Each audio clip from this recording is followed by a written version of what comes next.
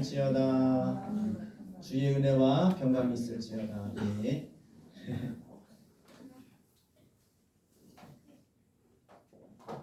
날씨가 굉장히 더운데요. 왜 좀 추우세요? 추우세요? 네. 제가 끄겠습니다. 지금 제가 더워가지고 지금 안 껐는데 그렇습니다.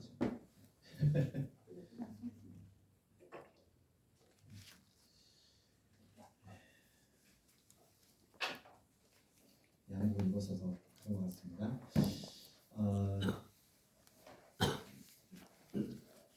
오랜만에 뵌 분도 있고요. 또 이렇게 매주 뵈시는 분도 있는데 우리가 하루하루 사는 것이 하나님의 은혜인 줄 믿습니다. 우리가 하나님의 은혜는요. 말씀 시작하기 전에 한번 잘 생각해 보세요. 은혜라는 것은요. 깨닫는 겁니다. 깨닫는 거. 우리는 항상 은혜를 받고 있는 줄 믿습니다. 은혜를 받고 있는데 배은망덕한 사람은 은혜를 잊어버리는 사람이고요. 은혜를 받은 사람은 은혜를 아는 사람입니다. 그러니까 우리는 날마다 하나님의 은혜를 깨닫기를 주님의 이름으로 축복합니다. 그러면은 날마다 감사합니다. 우리가 하나님의 은혜가 아니면 살 수 없어요. 조금만 더 생각해 보면 그런 것들을 알 수 있는데 그런 지혜가 있기를 주님의 이름으로 축복합니다. 그런 은혜를 깨닫는 지혜를 받은 사람은요 항상 하나님 앞에 감사하고 항상 많은 사람들한테 또 항상 기쁨으로 우리가 이렇게 모든 사람들을 이렇게 대할 수가 있습니다. 우리 그런 믿음의 사람이 되기를 주님의 이름으로 축복합니다. 아멘. 오늘은 마태복음 18장 18절 중심으로 매이지 말고 풀라라는 말씀 제목으로 우리 말씀을 듣도록 하겠습니다.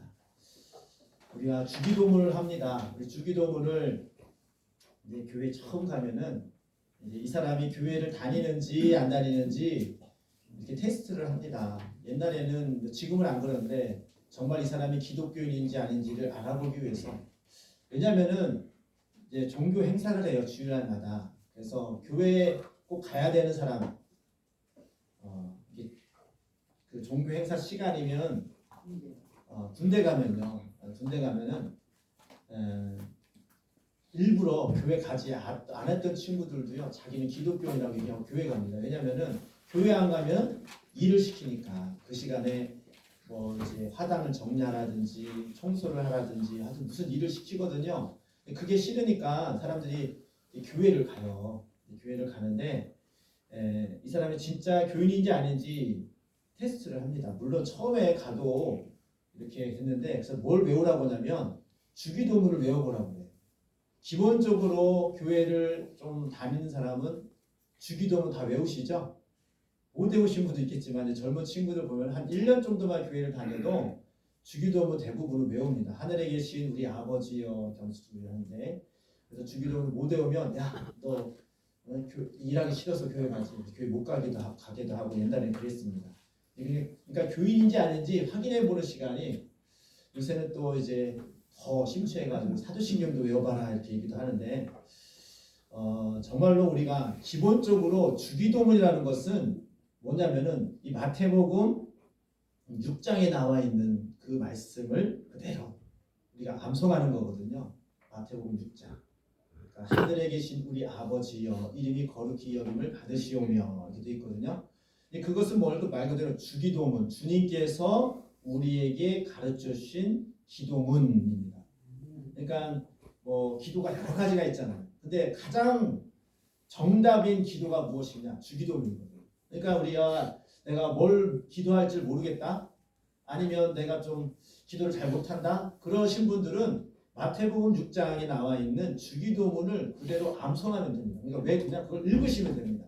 그 내용이 그 기도의 소위 말하면 기준이 있죠. 그거에다가 우리가 개인적인 기도할 때는 그 주기도문에다가 내 기도 제목을 이렇게 살처럼 붙이면은 그 개인 기도가 되는 거예요. 기도하는 방법을 예수님께서 가르쳐 주신 거거든요, 제자들한테.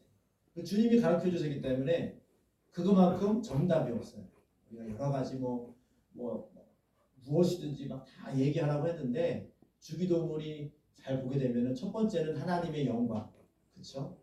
하나님께 영광 그리고 하나님께 대한 감사 또 우리의 죄를 용서해달라고 하고 또 마지막에 우리의 소원을 말하는 것이 이게 기도의 순서입니다. 근데 그 줄거리가 그러거든요. 그 줄거리대로 기도를 하면 돼. 거기서 보게 되면은 우리의 소원 중에 하나가 뭐냐면은 우리의 죄를 사하여 주시는 것 같이 우리의 죄를 사하여 주옵소서 이런 말이 있어요. 우리가 우리의 죄를 사하여 준 것 같이 우리의 죄를 사하여 주옵소서. 그러니까 내가 저 사람의 죄를 용서해 준 것 같이 하나님께서도 내 죄를 용서해 주옵소서 이런 말이거든요. 참 이게 참 놀라운 겁니다. 내가 죄를 사해 줄 수 있어요. 그리고 하나님께서 내 죄를 사해 달라고 또 간구하는 겁니다. 내가 먼저 하나님 말씀에 순종하고 죄를 용서할 때에 하나님께서 내 죄를 용서해 주신다라는 그런 말씀이 그 안에 포함되어 있습니다. 오늘 말씀에 보니까 이 하늘에서 매인 것이 땅에서도 매이고 하늘에서 또 땅에서 매면 하늘에서도 매이고 땅에서 풀면 하늘에서도 풀리리라 이런 말씀이죠. 그렇죠? 오늘 본문 말씀이 그거잖아요. 그러니까 여기서 보게 되면은 하늘이 먼저예요? 땅이 먼저예요? 땅이 먼저죠. 그러니까 땅에서 매면 하늘에서도 매이고 또 땅에서 풀면 하늘에서도 풀리리라. 바꿔서 말하면은 내가 풀지 않으면 하늘에서도 안 풀어준다는 거지. 내가 먼저 용서할 때에 용서함을 받고 내가 먼저 하나님 앞에 이렇게 모든 것을 하나님께 자복하고 회개할 때에 하나님께서 죄를 용서해 주신다. 이런 말씀이 되겠습니다. 그래서 이 매인다는 것은 뭘까요? 매인다는 묶인다는 거죠. 묶인다는 거예요. 꽁꽁 묶인다는 거예요. 그러니까 내가 자유함을 얻지 못하고 제한을 받는다는 거죠. 근데 이 제한은 여러분은 어디에 제한을 받습니까? 기본적인 육신 생활은 제도의 법의 제한을 받죠. 내가 마음대로 하고 싶어도 법에서 하지 마라 그러면 못하죠. 그 법을 어기면 이렇게 경찰이 잡아가거나 어떤 벌금을 묻거나 하게 되죠. 매인다는 것은 법에 매이는 겁니다. 그런데 이 법이 좋은 겁니까 나쁜 겁니까? 법은 어찌 보면 우리 살아가는 데 있어서 가장 최소한의 것을 꼭 지켜야 될 것을 최소한의 것을 말하는 거예요. 예를 들면 우리가 다 얘기하는 거 있잖아요. 살인하지 말아라 그랬어요. 살인하지 말아라 라고 했으면 그 죄잖아요. 살인하면 죄잖아요. 그러면 최소한의 살인을 하게 되면은 큰일 나기 때문에 하지 말라는 법이 있는 겁니다. 그것을 벗어나면 큰 문제가 생기니까 하지 말라는 거예요. 이것이 바로 법이라는 것입니다. 근데 그 법을 통하여서 우리는 우리의 최소한의 행동의 반경을 제한한다. 근데 이 법이 그래서 법이 나쁜 거냐?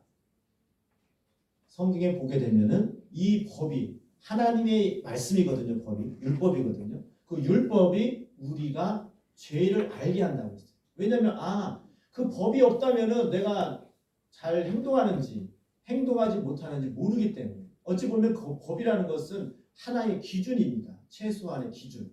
이 기준 안에서 살아라. 이 기준에서 살아라 이거거든요.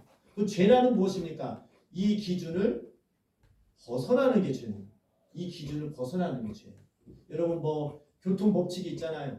교통법칙이 그 기준을 세웠는데 그 기준을 벗어나면은 이제 그것이 이제 벌칙금을 먹거나 아니면 교통사고가 나거나 이렇게 되지 않습니까? 그러니까 이 법이라는 것은 최소한의 우리가 안전하게 살아가는 데 있어서 꼭 필요한 겁니다.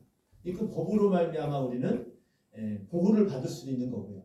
때로는 그것으로 말미암아 우리가 또 죄를 알게 됩니다. 근데 이 매인다는 것은 뭐냐?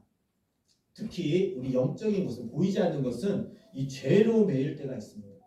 특히 우리 심령에 우리 눈에 보이는 죄는요 당연히 죄예요. 예를 들면 살인하지 말아라. 이거 당연히 살인하면 큰일 나죠. 근데 예수님께서 뭐라고 말씀하셨느냐? 너희가 형제를 미워하면 너희가 이미 살인하였느니라 이렇게 말했어요.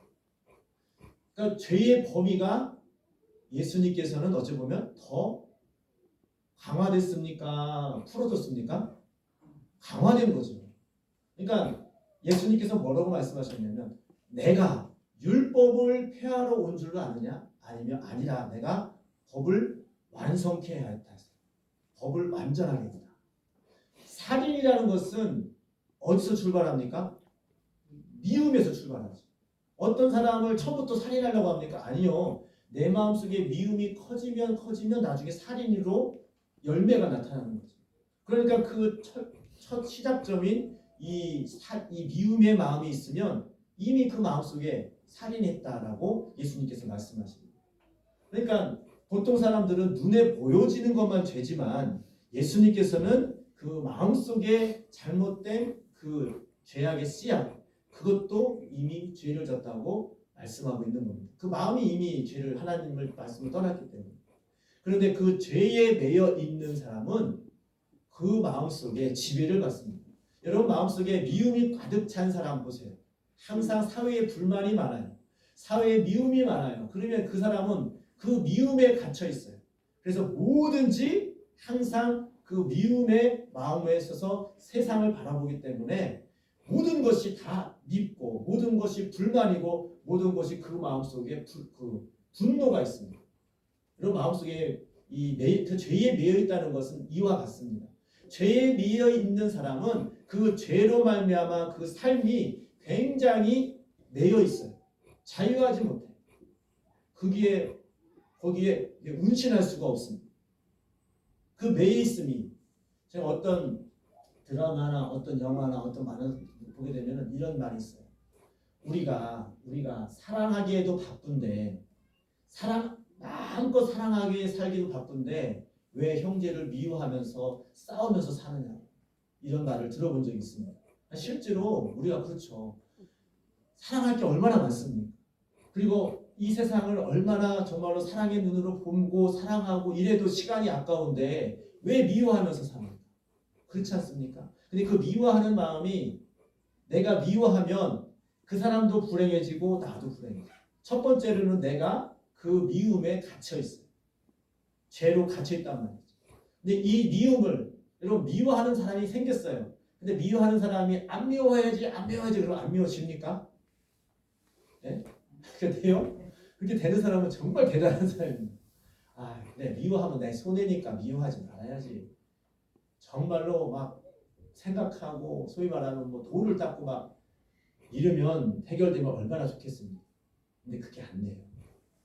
이 죄의 매임은 예수님의 그 사랑의 그 보혈의 공로로 덮어질 때에 우리가 미움이 해결된 것처럼 행동할 수 있습니다.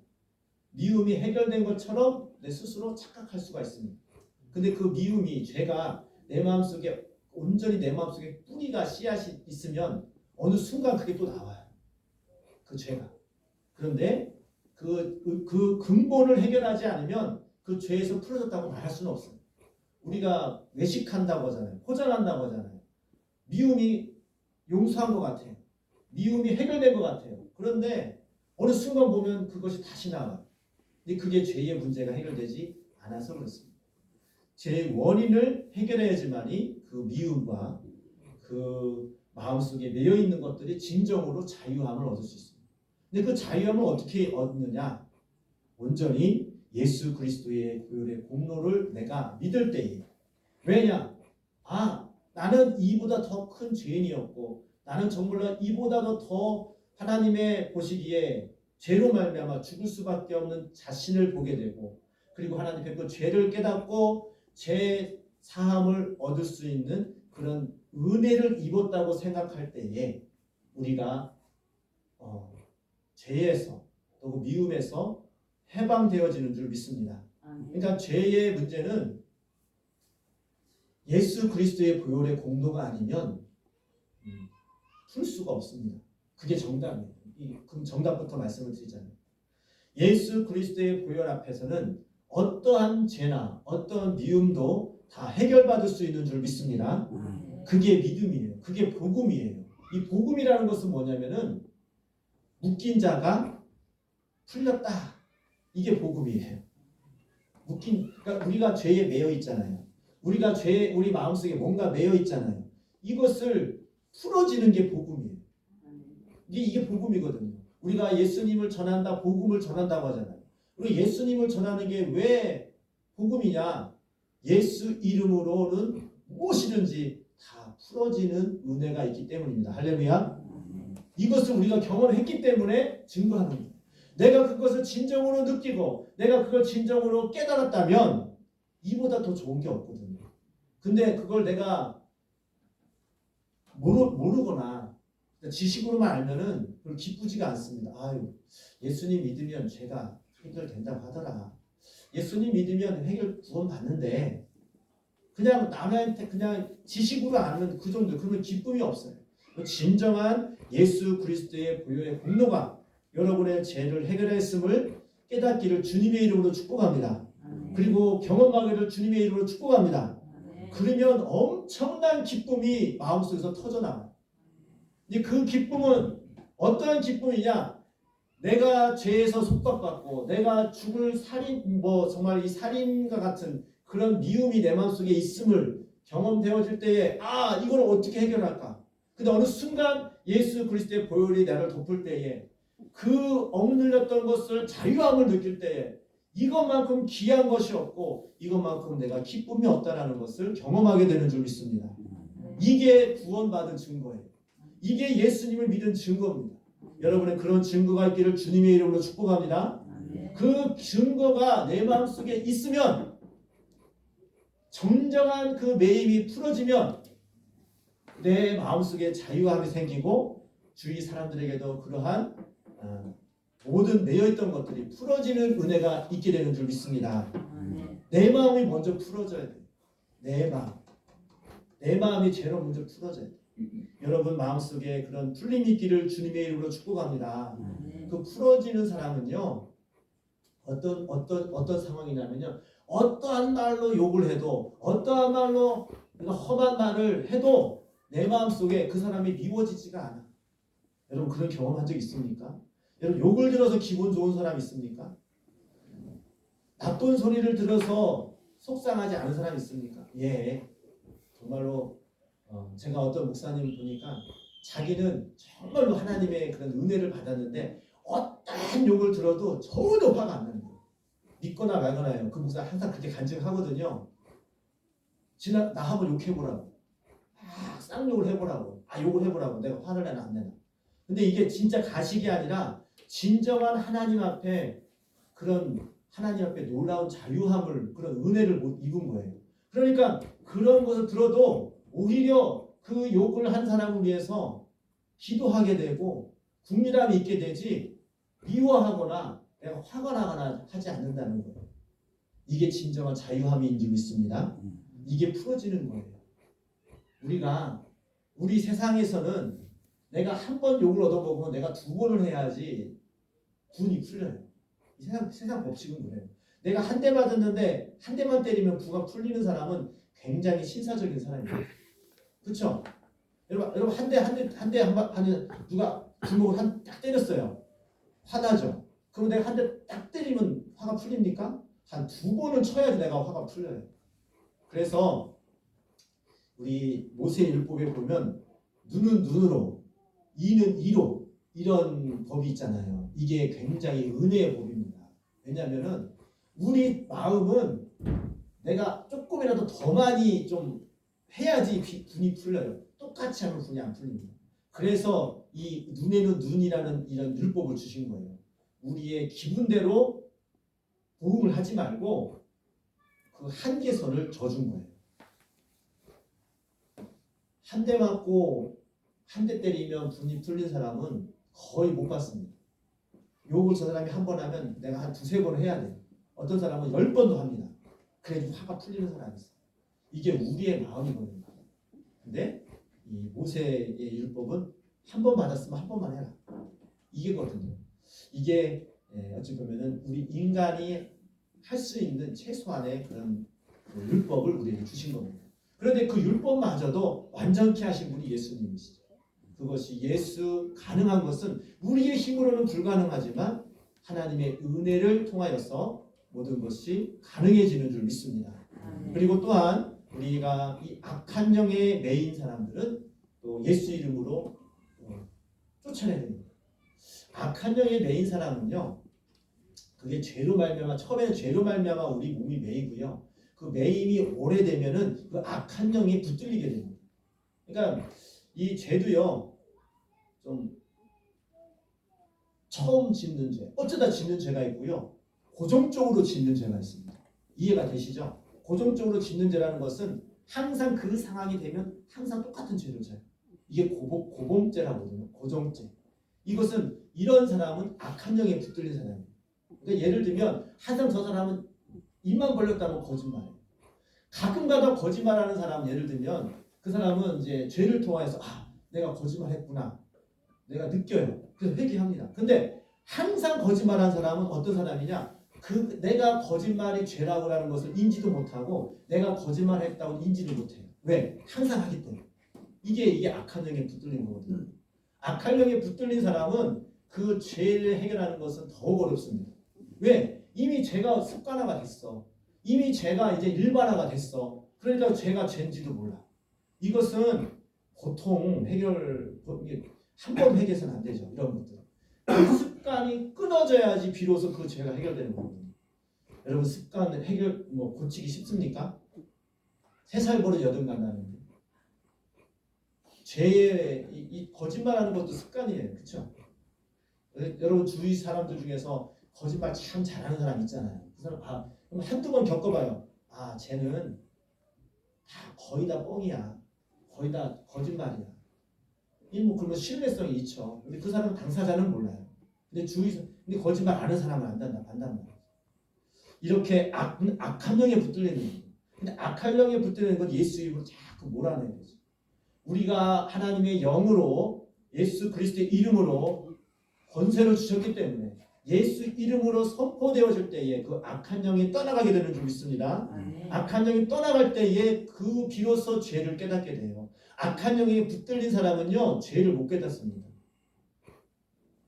성경에 보면 양심에 화인이 맞았다 이렇게 표현하기도 하고요. 붙들려 있기 때문에 지각 능력이 없어요. 죄가 죄인지를 모른단 말이에요. 그러니까 죄를 깨닫는 그런 기능이 상실이 됐어요. 죄가 죄인지를 모르요. 악한 영에 붙들려서. 혹시 만약에 주위에 그런 사람이 있으면 긍휼히 여기시고 예수 이름으로 이렇게 축사 기도도 하시고, 물론 그 사람한테 귀신 들렸다, 악한 영이 들렸다는 귀신 들렸다는 거거든요. 말하면 기분 나쁘하죠. 속으로 생각하고 기도를 많이 해주세요. 우리가 하나님 앞에 이제 그렇게 기도할 수 있는 또 권세를 우리에게 주시고 예수 이름으로 선포할 때에 악한 영은 떠나가게 되는 줄 믿습니다. 다른 방법으로 해결할 수 없어요. 해결할 수 없다니까요. 그래서 우리가 풀어야 될 것은 첫 번째는 우리 마음이 죄로 묶여 있는지 그것을 점검해 봐야 되고요. 또 악한 영에 붙들려 있는지, 내가 혹시라도 죄라고 깨닫지 못하고 있는 것이 있는지 우리 자신을 살펴봐야 됩니다. 우리가 크고 작은 귀신들이 우리 마음속에 다 있어요. 나는 모르지만 나도 모르게 막 죄를 짓는 게 많아요. 근데 그 악한 영에, 큰 영에 붙들릴수록 깨닫지 못하는 거죠. 그래서 우리가 정결한 마음 주시옵소서, 깨끗한 마음 주시옵소서, 거룩한 마음 주시옵소서. 왜 기도하느냐?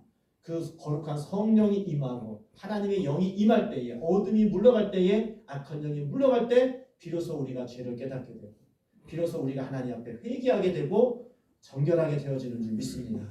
그렇기 때문에 항상 하나님 말씀 앞에 내 자신을 비춰봐요. 그래야지 이 하나님 말씀은 우리를 죄를 깨닫게 하는 법이거든요. 법.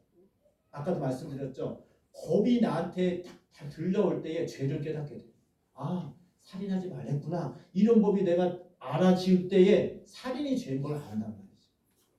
거짓말하지 말아라 할 때 내가 거짓말한 게 죄구나 라는 것이 나한테 피부로 와닿는단 말이죠. 그럴 때에 회개할 마음이 생겨요. 그리고 그 회개는 예수 그리스도의 피의 공로로 우리가 죄사함을 얻었다는 그런 하나님의 은혜의 말씀이 내게 들려질 때에 그 죄가 해결되어지는 줄 믿습니다. 그때에 비로소 풀어지는 거예요. 그리고 또 나아가 이 매어진다는 것은 내 자신의 마음과 내 영도 있지만 또 한 가지는 이웃 간의 관계에도 이 미움 있는데 이것은 소위 말하는 관계성입니다.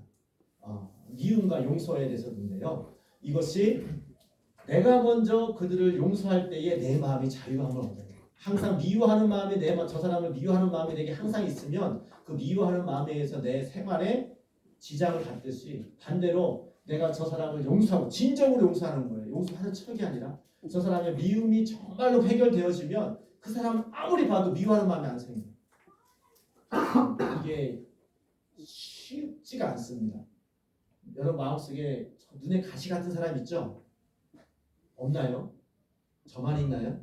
저 사람은 꼴 보기 싫어. 저 사람은 말하기도 싫어. 이런 사람 있죠?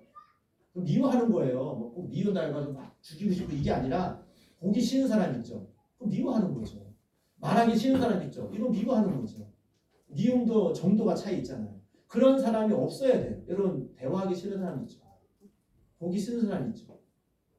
저 사람은 나랑 가까이 알았으면 좋겠다 이런 사람 있죠? 그럼 미워하는 거죠. 이건 미움의 강도가 좀 정도가 차이가 있습니다. 근데 그런 사람이 없어야 됩니다. 이제 그런 것을 내 마음속에 진정으로 내려놓고 내 마음속에 정말로 해결받을 때에 그 사람을 진정으로 품을 수가 있고 그 사람을 사랑할 수가 있고 또 그 사람에 대한 그런 매입이 풀어질 수가 있습니다. 이것이 다 우리 힘으로는 안 돼요. 주님의 힘으로 되어집니다. 또 더 나아가서 우리 풀어지는 역사가 또 뭐냐면은 그 사람을 풀어지게 할 수 있는 이건 좀 약간 능동적인 공격적인 거죠. 저 사람 마음속에 죄로 묶여 있어. 영으로 묶여 있어. 내 속에 있는 것도 풀어져야 되고 이 관계면에서도 풀어져야 되지만 그 사람 속에 있는 것을 또 풀어야 되거든요. 그걸 어떻게 해결합니까? 그렇게 저 사람을 풀어지게 하고 싶고 저 사람을 좀 이렇게 자유함을 얻고 싶은 이런 간절함이 있는 사람은 어떻게 하느냐? 방법이 뭐냐? 전도입니다. 전도예요, 전도. 저 사람 정말 사랑합니다. 저 정말 사랑하면 그 사람을 위해서 기도하고 왜? 그 묶임과 그 죄를 해결할 수 있는 방법은 예수님밖에 없기 때문에 할렐루야. 예수님한테 자꾸만 그 사람을 소개하고 그 사람을 자꾸만 하나님 앞에 오게끔 권면하는 겁니다. 왜? 죄의 문제는 아무리 인간의 힘으로 할 수가 없어 해결할 수 없어요. 그렇기 때문에 그 사람 앞에 간절한 마음으로 복음을 증거하는 거예요. 너도 나처럼 예수님 믿고 매여 있는 곳에서 풀어졌으면 좋겠다. 네가 자유함을 얻었으면 좋겠다. 네가 죄를 깨닫고 회개해서 그곳에서 해결되어지는 은혜가 있었으면 좋겠다. 이것이 바로 전도입니다. 이게 풀어지는 역사가 내 마음 속에서 내 관계 속에서 더 나아가서 상대방의 속에서 나타나기를 우리는 간절히 바라는 마음으로 나가야 될 줄 믿습니다. 그래서 우리 이 말씀을 통해서 기억해야 하는 것은 매이지 말고 풀라. 어디에 매여 있습니까? 먼저 여러분 마음속에 무엇이 매여 있고 무엇으로 말미암아 지금 그 매임으로 인하여서 괴로워하고 힘들어하고 있습니까? 우리 주님 앞에 그 매임을 고백하시고 풀어지게 하시기를 간절히 기도하기를 바랍니다. 그러면 성령님께서 우리 마음을 풀어주실 줄 믿습니다. 내가 먼저 풀기를 원해야 돼요. 그리고 기도해야 돼요. 그러니까 내 마음속에 풀기를 원하니까 내 마음에서 풀어질 때에 하나님께서 그 마음을 풀어주시는 거예요. 할렐루야. 여러분 마음속에 그 묶임이 많으면 많을수록 그 사람은 자유함이 없고 그 사람은 항상 근심이 있고 그 사람은 항상 어떤 문제 안에 갇혀 있는 사람처럼 되어 있습니다. 여러분 문제 안에 갇혀 있는 사람, 항상 돈 때문에 갇혀 있는 사람은 돈의 노예가 돼가지고 뭔가는 묶여 있어. 안타깝죠. 그리고 어떤 사람은 남한테 인정받고 싶은 사람. 그러면 괜히 그냥 무조건 나는 잘 보려고 하는 그 외식함, 또 칭찬 듣고 싶어 하는 마음, 인정받고 싶어 하는 마음, 이런 것도 매여 있는 거죠. 이런 모든 것들이 다 풀어지기를 주님의 이름으로 축복합니다. 그럴 우리가 하나님 앞에 우리 진짜 모습을 내 마음속으로 이렇게 펼쳐보는 것을 연습을 해야 됩니다. 어떤 사람은 자기 마음을 표현하는 것, 자기 속에 있는 걸 말하는 걸 굉장히 이렇게 두려워하는 사람이 있어요. 자기 마음을 들통나는. 근데 그래서 골방에 가서 기도하라는 것이 그겁니다. 남한테는 말을 못하죠. 하지만 하나님한테는 할 수 있잖아요. 우리가 우리를 창조하시고 우리의 모든 연약함을 아시는 주님 앞에 여러분 마음을 다 풀어서 하나님께 아뢰기를 주님의 이름으로 축원합니다. 그러면 하나님이 그걸 풀어주세요. 내가 먼저 내 마음을 풀어가지고 하나님께 나가야 돼요. 그럴 때에 하나님께서 그 마음을 풀어주십니다. 그래서 쉬지 말고 기도하라는 것이 뭐냐면 여러분 항상 그 순간순간마다 우리가 어떤 내임을 얻습니다. 순간순간마다 지약을 받습니다. 그때그때마다 내가 죄에 매였구나. 내가 그동안 죄를 몰랐었는데 깨달았구나. 이거는 내 속에는 악한 영을 발견하는 거예요. 아까도 말씀드렸죠. 악한 영에 붙들리면 죄가 죄인지를 모르는 거예요. 근데 죄를 새로운 걸 깨달았어요. 이게 뭡니까? 이 악한 영이 내 속에서 정체가 드러난 거죠. 그럼 예수 이름으로 선포하고 쫓아낼 때에 그 죄악이 그 죄성이 바뀝니다. 그 영이 떠나갈 때에 비로소 하나님의 영이 임할 때에 그 죄성이 떠나가게 됩니다. 우리가 그런 하나님 앞에 나와서 기도하는 것이 얼마나 우리에게 축복이고 얼마나 우리에게 큰 복인지 모릅니다. 그러니까 우리는 항상 끊임없이 하나님 앞에 기도함으로써 여러분 자신을 주님 앞에 풀기를 주님의 이름으로 축복합니다. 마음을 풀어야 돼요. 사람은요 똑같아요. 참을성이 좀 있고 없고 차이고 조금 좀 약간 인격이 조금 좀 괜찮고 좀 안 되고 그런 차이점 뿐이지 다 상처받고 매여 있고 똑같습니다. 그런데 그것을 어떻게 풀어지고 어떻게 해결합니까? 땅에서 풀어란 얘기예요. 땅에서 먼저 하나님 앞에 나와서 내 자신을 풀어서 하나님께 다 내어놓아야 됩니다. 그래야 할 때에 비로소 하늘에서 그 기도를 듣고 풀어지는 은혜가 있는 줄 믿습니다. 우리 모두가 다. 그래서 이 기도의 중요성은 아무리 강조해도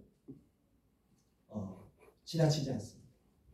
그래서 기도는 호흡이라는 말이 있습니다. 호흡. 우리가 숨을 안 쉬면 죽잖아요. 그렇죠? 마찬가지로 우리가 하나님 앞에 기도하는 것을 숨 쉬는 것과 같이 항상 우리 자신을 내어놓을 때에 우리 자신의 모든 것을 다 풀을 때에 하나님께서 그 기도를 들으시고 모든 문제를 다 짊어지시고 십자가에 지신 그 예수 그리스도의 보혈의 공로로 우리 죄가 사함받고 우리가 자유함을 얻고 메어지는 것이 풀어지는 은혜가 있게 되는 줄 믿습니다. 이러한 자들이 하나님 말씀 안에서 보호를 받습니다. 말씀 안에 보호받는 자, 참 이게 가장 인생에서 가장 큰 복받은 자가 누구냐? 말씀의 보호를 받는 자. 하나님이 함께 하시는, 동행하시는 하는 자가 가장 복된 사람이거든요. 믿습니까? 돈 많이 번 사람이 가장 복된 사람입니까? 가장 명예를 얻은 사람이 복된 사람입니까? 아니요. 그런 것들은 잠깐 있다 지나가는 거예요.